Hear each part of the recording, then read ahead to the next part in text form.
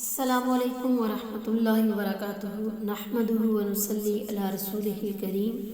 اما بعد فاعوذ باللہ السمیع العلیم من الشیطان الرجیم ربی اشرح لی صدری ویسر لی امری واحلل عقدۃ من لسانی یفقہوا قولی۔ آج کے سبق کا آغاز ہم سورۃ البقرہ کی آیت نمبر 35 سے کرتے ہیں۔ اعوذ باللہ من الشیطان الرجیم بسم اللہ الرحمن الرحیم۔ وقلنا، اور ہم نے کہا، یا آدم اسکن، اے آدم تم رہو، انت تم، وزوجک الجنت، اور تمہاری بیوی جنت میں، وکلا، اور تم دونوں کھاؤ، منہا، اس میں سے، رغدن، اطمینان سے، حیث، جہاں، شئتما، تم چاہو، ولا تقربا، اور نہ قریب جانا، ہذہ الشجرۃ، اس درخت کے، فتکونا، پھر تم ہو جاؤ گے، من الظالمین، ظالموں میں سے۔ پھر ہم نے آدم سے کہا کہ تم اور تمہاری بیوی دونوں جنت میں آباد ہو جاؤ، اور جہاں سے چاہو اس کے پھل جی بھر کے کھاؤ، البتہ اس درخت کے پاس نہ پھٹکنا، ورنہ تم دونوں ظالموں میں سے شمار ہو گئے۔ آدم علیہ السلام اور نظریہ ارتقاء۔ واضح رہے کہ آدم علیہ السلام ارتقاء کی کڑی نہیں، جیسا کہ آج کل ڈارون کا نظریہ ارتقاء کالجوں وغیرہ میں پڑھایا جاتا ہے کہ انسان بندر کی اولاد یا اس کا چچیرا بھائی ہے، جبکہ آدم علیہ السلام کا پتلا اللہ تعالیٰ نے اپنے ہاتھ سے بنایا، پھر اس میں اپنی روح میں سے پھونکا، اور اسی نفخ روح سے انسان میں فہم، قوت، ارادہ، اختیار، تمیز، استنباط پیدا ہوئی، جو دوسری کسی مخلوق میں نہیں پائی جاتی۔ اب یہاں پر حوا کی پیدائش پر ایک اعتراض اور اس کا جواب بھی ہے کہ سیدہ حوا، جنہیں سیدنا آدم علیہ السلام کی پسلی سے پیدا کیا گیا،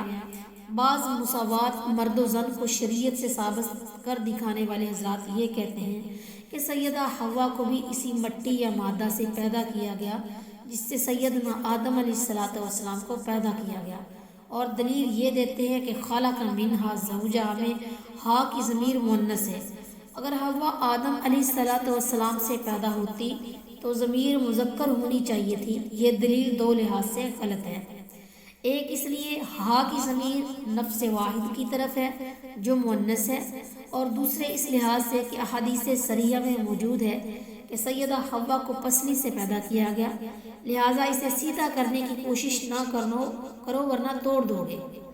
پس اس سے حسن سلوک سے پیش آؤ۔ بخاری کتاب الانبیاء، باب خلق آدم و ذریتہ،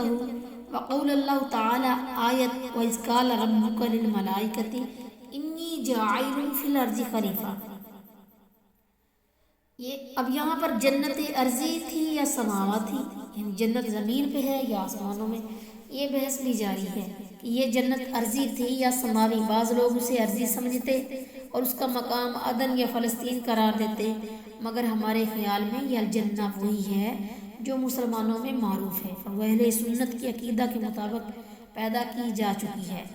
اس جنت میں آدم علیہ السلام اور حوا کو آباد ہونے کا حکم دیا گیا تاکہ انہیں معلوم ہو جائے کہ ان کا اصل ٹھکانہ یہی ہے۔ تاہم یہاں آباد کرنے سے اس بات کا امتحان بھی مقصود تھا کہ آدم علیہ السلام اسی طرح اس کی اولاد شیطانی ترغیبات کے مقابلے میں اللہ کی کس قدر اطاعت کرتے ہیں۔ اس آزمائش کے لیے جنت میں سے ایک درخت کا انتخاب کیا گیا کہ اس درخت کے پاس نہ پھٹکنا، اس کے علاوہ تم جنت کے تمام درختوں کے پھل کھا سکتے ہو۔ یہ شجرہ ممنوعہ گندم کا تھا یا انگور کا یا کسی اور چیز کا، یہ بحث لا حاصل ہے، اور پیش نظر مقصد کے لحاظ سے یہ بتانے کی ضرورت نہیں ہے۔ اب یہاں پر آخر میں جو ظلم کا لغوی معنی کیا ہے، ظلم کے لغوی معنی کسی چیز کو ناجائز طریقے سے اس کے اصل مقام سے ہٹا کر دوسری جگہ رکھنا ہے، اور یہ لفظ بہت وسیع معنوں میں استعمال ہوتا ہے، یعنی ہر ناانصافی کی بات خواہ وہ حقوق اللہ سے تعلق رکھتی ہو یا حقوق العباد سے، ظلم ہے بالفاظ دیگر ہر گناہ پر ظلم کے لفظ کا اور گناہ گار پر ظالم کے لفظ کا